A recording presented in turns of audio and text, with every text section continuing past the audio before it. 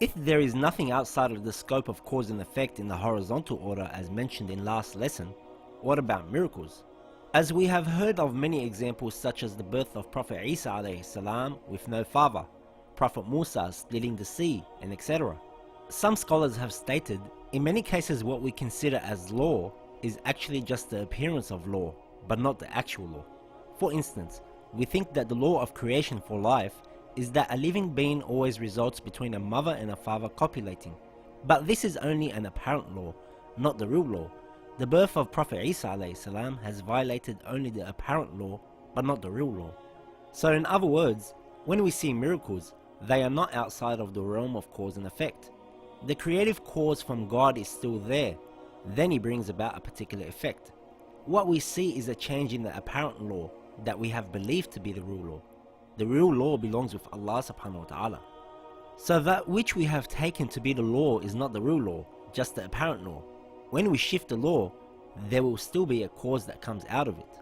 So today, for example, scientists can create animals from a test tube. It's a shift in the causation, but will result in a certain effect. Therefore, if we are able to create life, then we know that the copulating of a father and a mother are not necessarily the real law, if there are other ways to do the same effect. When we don't take care of ourselves in this life, and I develop a certain illness such as diabetes, and then it becomes a part of who I am, then when I reproduce, I pass it on to my children. And when they get older, they also have diabetes, and this continues on. It is not Allah subhanahu wa ta'ala who has done this. It is I who changed and altered the conditions that Allah subhanahu wa ta'ala has set, and the results I see in society take place. Or we look at these billionaires in certain countries.